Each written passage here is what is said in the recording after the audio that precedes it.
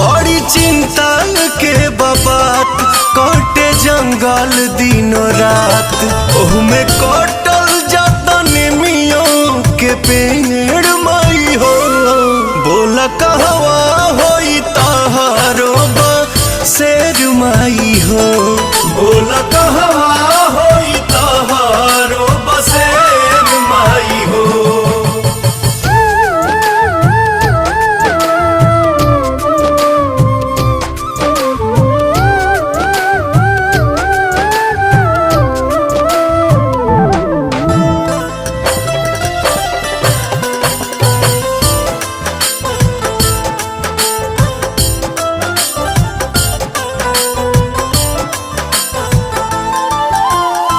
निमिया जदि धरती से हटिए नु जाई तो कथी बजुल न